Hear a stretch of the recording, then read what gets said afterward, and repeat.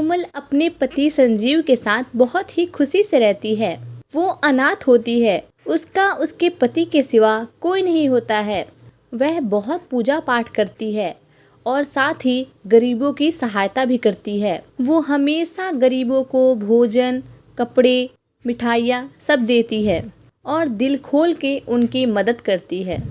एक दिन कोमल अपने घर के बाहर खड़ी होती है।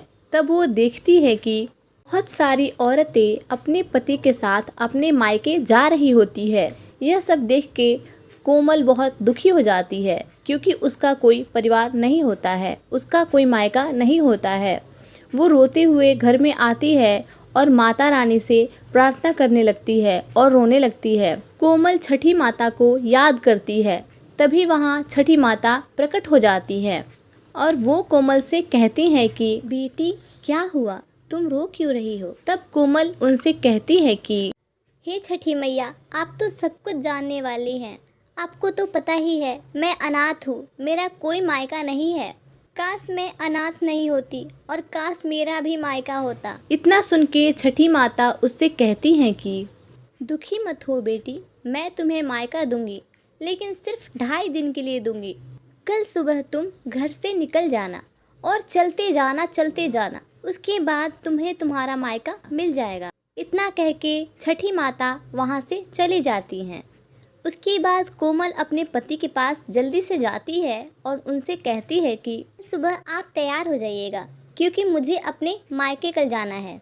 ये सब सुन के उसका पति बहुत हैरान हो जाता है और उससे कहता है कि मायके जाना है, लेकिन ऐसा कैसे हो सकता है? तुम तो अनाथ हो ना, तुम्हारा कोई मायका नहीं है। उसके बाद कोमल उससे कहती है कि अरे किसने कहा कि मैं अनाथ हूँ, मेरा मायका नहीं है, मेरा मायका है। मैं आपको बताना भूल गई थी, तो कल आप तैयार हो जाइएगा। फिर अगले सुबह दोनों तैयार हो जाते हैं और साथ में अपने एक नौकर को ले लेते हैं और वहाँ से निकल पड़ते हैं। वो चलते जाते हैं। उसके बाद उन्हें एक बहुत ही बड़ा सा आलीशान सा घर दिखाई देता है। वो लोग देखते हैं कि वहाँ से बहुत सारे लोग दौड़े हुए आते हैं। कोई कहता है मेरी बेटी आ गई, तो कोई कहता है मेरी बहन आ गई, तो कोई कहता है मेरी पोती आ गई। वो लोग उन्हें घर के अंदर ले जाते हैं। वो घर बाहर से जितना आलीशान और सुंदर होता है, उतना ही अंदर से भी होता है। अंदर बहुत सारे नौकर अपना काम कर रहे होते हैं। फिर सब लोग उनकी बहुत अच्छे से खातिरदारी करते हैं।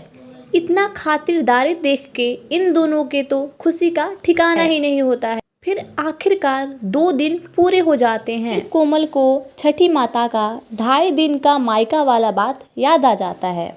फिर वो अपने पति से कहती है कि कल हम लोग घर वापस जाएंगे, तो आप तैयार हो जाना।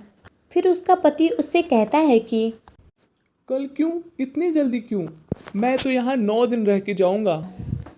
फिर कोमल उससे कहती है कि अरे नहीं, ससुराल में ज़्यादा दिन रहने से इज्जत कम हो जाती है। फिर वो किसी भी तरह घर जाने के लिए उसे मना ही लेती है।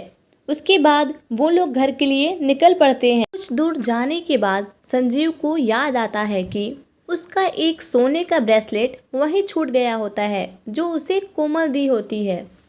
उसके बाद यह बात वो कोमल को बताता है। ये सब सुन के कोमल बहुत घबरा जाती है और उससे कहती है कि अरे कोई बात नहीं, दूसरा ब्रेसलेट आ जाएगा। क्योंकि वो जानती है कि 2.5 दिन पूरे हो चुके हैं। फिर भी संजीव नहीं मानता है और अपने नौकर को उस ब्रेसलेट को लेने के लिए वहाँ पे भेज देता है। फिर उसका नौकर जब वहाँ जाता है तो वो चारों तरफ देखता है और बहुत हैरान हो जाता है। वो देखता है कि वहाँ पे ना कोई घर है और ना कोई लोग है। फिर वहाँ से वो ब्रेसलेट को उठाता है और वापस चला आता है। वापस आने के बाद सब कहानी वो संजीव को और कोमल को बताता है। वो सब वहाँ पे फिर से जाते हैं और वो लोग देखते हैं कि सच में ना कोई घर है और ना कोई लोग है। फिर संजीव कोमल से पूछता है कि ये सब क्या है कोमल? इतनी जल्दी सब गायब कैसे हो गया? उसके बाद कोमल उसे सारी कहानी सुना देती है। यह सब सुनने के बाद संजीव उससे कहता है कि 2.5 दिनों में जो खुशी मुझे मिली है, मुझे लगता है किसी भी जन्म में मुझे उतनी खुशी नहीं मिल पाएगी। छठी मैया ने इन 2.5 दिनों में ही मुझे बहुत बड़ी खुशी दे दी। बोलो छठी मैया की जय।